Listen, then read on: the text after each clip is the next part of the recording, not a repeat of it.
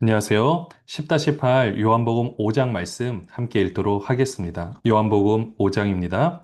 그 후에 유대인의 명절이 되어 예수께서 예루살렘에 올라가시니라.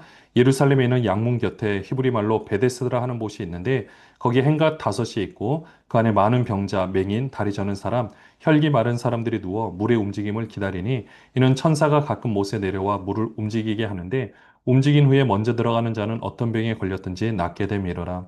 거기 38해 된 병자가 있더라. 예수께서 그 누운 것을 보시고 병이 벌써 오래된 줄 아시고 이르시되 내가 낫고자 하느냐? 병자가 대답하되 주의 물이 움직일 때에 나를 못에 넣어주는 사람이 없어 내가 가는 동안에 다른 사람이 먼저 내려가나이다. 예수께서 이르시되 일어나 내 자리를 들고 걸어가라 하시니 그 사람이 곧 나아서 자리를 들고 걸어가니라. 이날은 안식일이니 유대인들이 병 나은 사람에게 이르되 안식일인데 내가 자리를 들고 가는 것이 옳지 아니하니라. 대답하되 나를 낫게 한 그가 자리를 들고 걸어가라 하더라 하니 그들이 묻되 너에게 자리를 들고 걸어가라 하는 사람이 누구냐 하되 고침을 받은 사람은 누가 그가 누구인지 알지 못하니 이는 거기 사람이 많음으로 예수께서 이미 피하셨음이라. 그 후에 예수께서 성전에서 그 사람을 만나 이르시되 보라 내가 나았으니 더 심한 것이 생기지 않게 다시는 죄를 범하지 말라 하시니 그 사람이 유대인들에게 가서 자기로 고친 이는 예수라 하니라. 그러므로 안식일에 이러한 일을 행하신다 하여 유대인들이 예수를 박해하게 된지라. 예수께서 그들에게 이르시되 내 아버지께서 이제까지 일하시니 나도 일한다 하시매 유대인들이 이로 말미암아 더욱 예수를 죽이고자 하니 이는 안식일을 범할 뿐만 아니라 하나님을 자기의 친아버지라 하여 자기를 하나님과 동등으로 삼으심이러라. 요한복음 5장 1절에 보시면 유대인의 명절이 됐다라고 했는데요. 보통 이제 6월절로 이렇게 보고 있습니다. 이때 예루살렘에 올라가시는데요. 이제 오시는 예루살렘 양문 곁에 히브리 말로 베데스다라 하는 곳이 있는데 자비의 집, 뭐 은혜의 집이란 뜻을 가지고 있습니다. 이름은 자비의 집이지만 여기서 일어나는 일들을 보니까 그렇게 자비가 많아 보이지는 않습니다. 거기 행각 다섯이 있는데 3절에 많은 병자들이 있어요. 맹인, 다리 저는 사람, 혈기 마른 사람. 그리고 있다가 물의 움직임을 기다리는데 천사가 가끔 못에 내려 물에 움직이게 할 때 제일 먼저 들어간 사람이 어떤 병에 걸렸든지 낫는다라는 미신인 거죠. 그런 얘기를 들었던 겁니다. 그러니까 어떻게든 거길 들어가기를 원했던 거죠. 근데 5절에 보니까 38해, 38년 된 병자가 있는데 예수께서 그 누운 것을 보시고 병이 벌써 오래된 줄 아시고 이건 예수님이 보셨어 그런 게 아니라 누가 봐도 병이 오래된 줄 알 겁니다.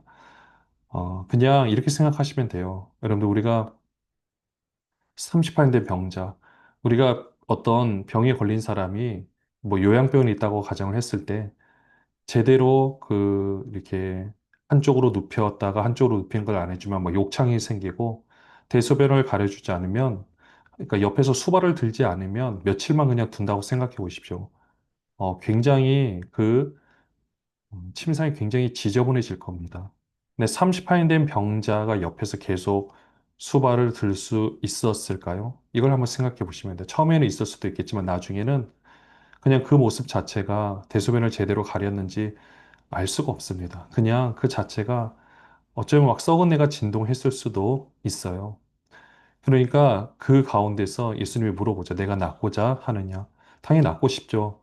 근데 이가 원하는 방법은 뭔지 아십니까? 나를 물이 움직일 때 나를 못에 넣어주는 사람이 있는데 넣어달라고.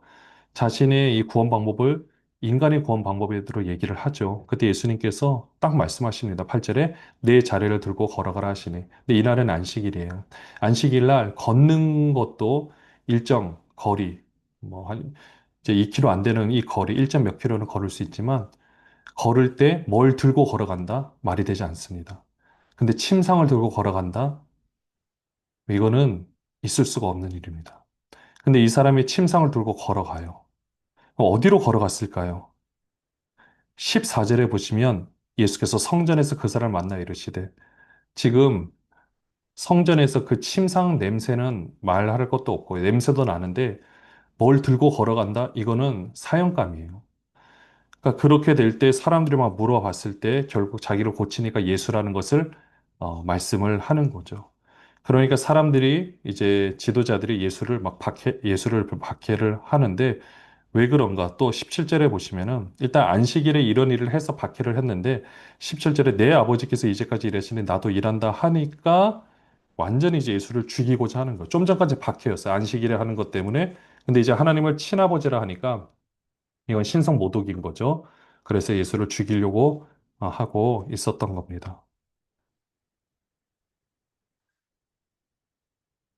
우리 19절부터 보시면은요. 그러므로 예수께서 그들에게 이르시되 내가 진실로 진실로 너희에게 이르노니 아들이 아버지께서 하시는 일을 보지 않고는 아무것도 스스로 할 수 없나니 아버지께서 행하시는 그것을 아들도 그와 같이 행하느니라. 아버지께서 아들을 사랑하사 자기가 행하시는 것을 다 아들에게 보이시고 또 그것보다 큰 일을 보이사 너희로 놀랍게 여기게 하시리라. 아버지께서 죽은 자들을 일으켜 살리신 같이 아들도 자기가 원하는 자들을 살리느니라.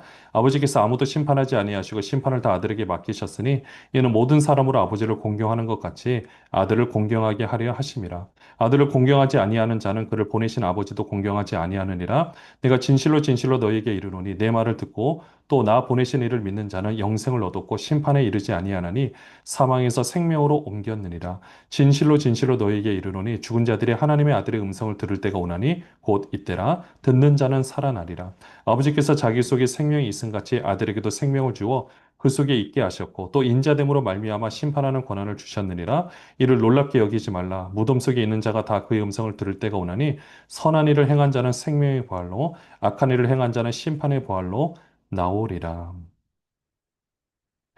19절에 보시면은요.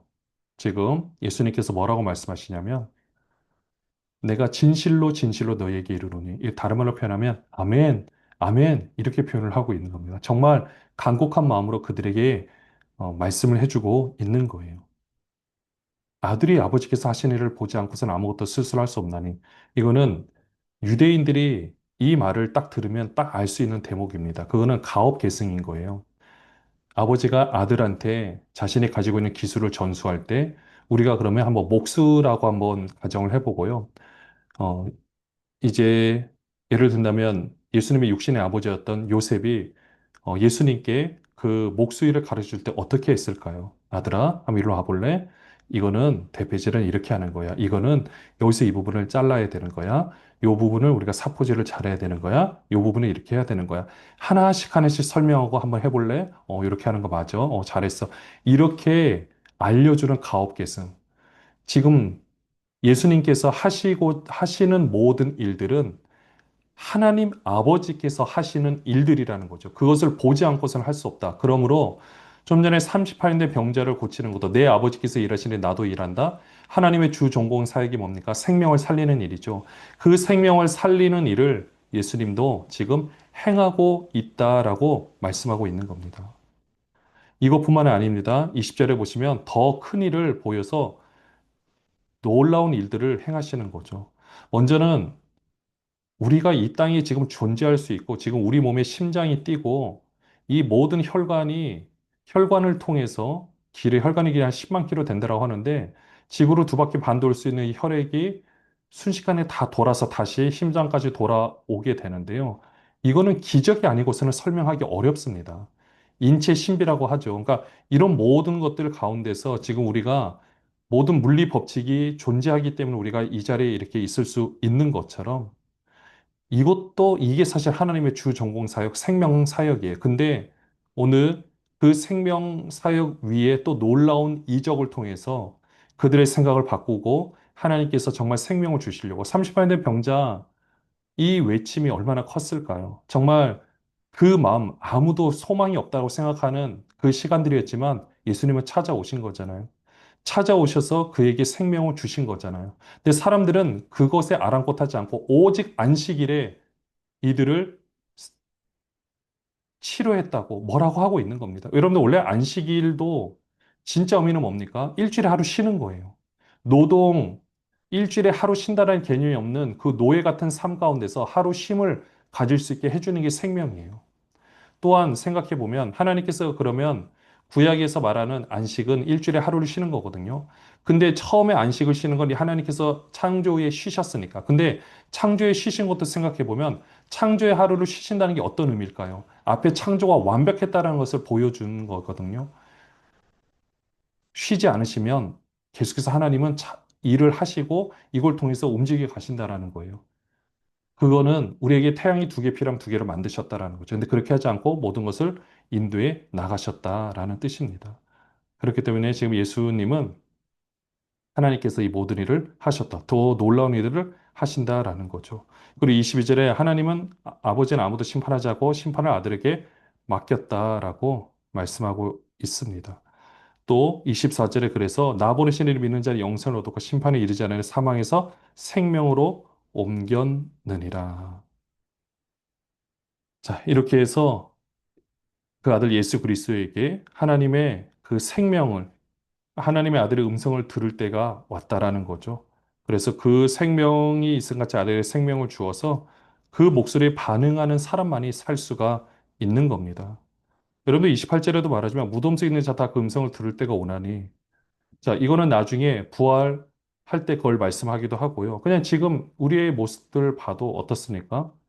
그러니까 이거는 나중에 우리가 나사로야 나오라 할 때도 죽은 나사로를 살리셨을 때 그 음성이 어떤 음성이었습니까? 나사로야 나오너라 딱 그 한마디에 그 생명이 그냥 반응할 수밖에 없거든요. 이 세상이 창조주이신 그분께서 창조를 하시고 움직여 가시고 있기 때문에 그 말 한마디에 모든 것이 움직일 수밖에 없다라는 겁니다. 그러니까 이 말씀을 통해서 언젠가 우리도 이렇게 죽었을 때 생명의 부활로 나올 수 있게 되고요. 악한의 행한 자는 심판의 부활로 나올 수 있게 되는 거고 또한 지금 우리가 살아가고 있는 삶 가운데서도 우리 영혼이 죽어 있는데 주님께서 말씀하신 대로 우리가 반응할 수 있으면 우리는 그런 삶을 또한 살아낼 수가 있다라는 겁니다. 30절입니다. 내가 아무것도 스스로 할 수 없노라. 듣는 대로 심판하노니 나는 나의 뜻대로 하려 하지 않고 나를 보내신 이의 뜻대로 하려 함으로 내 심판은 의로우니라. 네가 만일 나를 위하여 증언하면 내 증언은 참되지 아니하되 나를 위하여 증언하신 이가 따로 있으니 나를 위하여 증언하시는 그 증언이 참인 줄 아노라. 너희가 요한에게 사람을 보내며 요한의 진리에 대하여 증언하였느니라. 그러나 나는 사람에게서 증언을 취하지 아니하노라. 다만 이 말을 하는 것은 너희로 구원을 받게 하려 함이니라.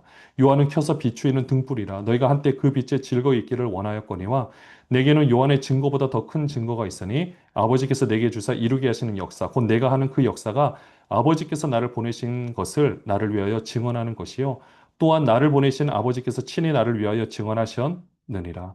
너희는 아무 때에도 금성을 듣지 못하였고 그 형상을 보지 못하였으며 그 말씀이 너희 속에 거하지 아니하니 이는 그가 보내신 이를 믿지 아니함이라. 너희가 성경에서 영생을 얻는 줄 생각하고 성경을 연구하거니와 이 성경이 곧 내게 대하여 증언하는 것이니라. 그러나 너희가 영생을 얻기 위하여 내게 오기를 원하지 아니하는도다. 나는 사람에게서 영광을 취하지 아니하노라. 다만 하나님은 살아하는 것이 너희 속에 없음을 알았노라. 나는 내 아버지의 이름으로 왔음에 너희가 영접하지 아니하니 하나 만일 다른 사람이 자기 이름으로 오면 영접하리라.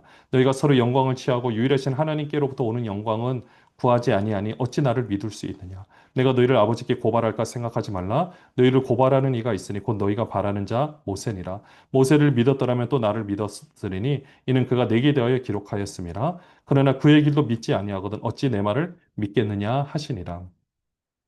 예수님 자신을 믿게 할 수 있는 증언이 있는데 세 가지가 있다라고 했습니다. 먼저는 3절에 보시면은 나의 뜻대로지 않고 나를 보내신 이의 뜻대로 분명히 심판하신다라고 하셨어요. 자, 이렇게 말씀하시면서 31절에 보시면 내가 나를 위해서 증언하면 그 증언은 참되지 않다. 그렇죠. 원래 구약에서도 그 사람의 증언을 채택하기 위해서는 두 사람의 증인이 필요하거든요. 그러니까 지금 예수님은 자신이 이렇게 말하는 것에 대해서 이 말하는 것이 참이다라는 것을 증언하는 이가 있다. 첫 번째가 누구냐? 요한이라는 거죠. 왜냐하면 그 당시 요한의 인기가 엄청났거든요. 세례 요한. 제사 문제를 세례로 바꾸었던 놀라운 사람이죠. 그러니까 그 세례 요한의 그 메시지를 35절에 보시면은 너희가 그 빛에 즐거이 있기를 원하였거니와 많은 사람들이 그 말씀 들으면서 참 좋아했습니다. 은혜 받았다고 너무 좋아했어요. 자, 일단 그 요한이 그러니까 이제 나를 증언하는 사람이라는 거죠. 근데 36절에 내게는 요한의 증거보다 더 큰 증거가 있다. 그게 뭐냐? 아버지께서 내게 주사 이루게 하시는 역사, 곧 내가 하는 그 역사가 아버지께서 나를 보내신 것을 나를 위하여 증언하는 것이요. 이렇게 말하면 좀 말씀이 어려운데 그냥 예수님이 하신 일을 그 자체가 증언이 된다라는 겁니다. 그러니까 예수님이 자신의 한 일에 대해서 설명하신 것이 아니라 그냥 예수님이 하셨던 일, 바로 생명 사역이죠. 생명을 살리는 일. 안식일도 그 당시에 안식일의 참 의미는 생명을 살리는 것 아니겠습니까? 안식일에 하루 쉼을 주고 오늘날도 본다면 우리가 하루 쉼을 통해 가지고 내가 왜 살아가고 있는지 삶의 목적이 무엇인지 예배를 통해서 발견하고 신앙의 모습을 다시 한번 재점검할 수 있는 기회가 되거든요. 아니면 내가 물질의 노예가 되는 것 같고 내가 이렇게 살아서 뭐하지 이런 생각이 들 수가 있습니다. 근데 그런 곳에서 자유하게 할 수 있는 게 예배를 통해서 나를 바라보는 거죠. 이게 하나님의 주 전공사의 생명이고 예수님도 진짜 안식일의 의미를 발견하기 원하셨어요. 사람들은 다 죄의 노예가 돼가지고 나는 하나님이 날 버리셨구나. 이렇게 생각해서 더 이상 소망을 가질 수 없어요. 그럼 하나님 어떻게 하십니까? 예수님께서 오셔서 그들을 새롭게 하시는 거예요. 생명을 주시는 거예요. 그렇게 해서 그들을 살리는 거예요. 이런 사역들을 하고 진짜 안식일의 의미가 무엇인지를 알려주고 생각하고 이 하셨던 놀라운 일들. 이것이 바로 하나님의 주 전공사역, 생명 사역이라는 겁니다. 이게 바로 하나님께서 나를 보내신 증인, 증거라는 겁니다. 근데 이들은요, 38절에 그 말씀이 너희 속에 거하지 아니하니. 이게 아까 바로 너희 속에 하나님 그 아들이 없다라는 그 개념하고 다 같은 거예요. 말씀이 없다. 그러니까 사랑함도 없는 거예요. 너희 안에 그 하나님의 말씀이 없고 그렇게 하다 보니 어떻게 했습니까? 이제 음성도 듣지 못하고 아무것도 할 수가 없는 거예요. 그러니까 너무 안타까운 거죠. 그러면서 39절에서 너희가 그렇게 달달 외우고 성경을 너희가 그렇게 잘한다고 하지만 진짜 그 말씀은 너희 속에 없다라는 거죠. 그러니까 그러면은 내가 마지막으로 말하는 증거가 첫 번째가 세례 요한, 두 번째가 하나님, 그러니까 예수님께서 하신 일을 말씀하시고 있고요. 세 번째가 성경입니다. 너희가 성경에서 영생을 얻는 줄 생각하고 그렇게 지금은 율법을 붙잡고 그렇게 하고 있는데 그게 바로 내게 대하여 증언하는 곳이라. 그래서 42절에 하나님을 사랑하는 것이 너희 속에 없다. 말씀, 하나님을 사랑하는 것 지금 다 같은 걸 알 수가 있죠. 자, 이렇게 되니까 결국 너희가 그것을 알 수가 없다. 그리고 그러면은 내가 심판할 권한이 있으니까 45절에 내가 너희를 아버지께 고발할까 생각하지 말라. 너희가 그렇게 생각하는 율법의 그 자체가 너희를 지금 고발하고 있다. 이게 뭡니까? 너희가 율법의 의미, 모세가 진짜 말하는 의미도 제대로 모르고 있다라는 거죠. 그러니까 46절에 모세를 믿었더라면 나를 믿었으리니. 지금 모세도 못 믿는데 어떻게 네가 하나님을 믿을 수 있겠느냐라고 예수님을 책망을 하시는 겁니다.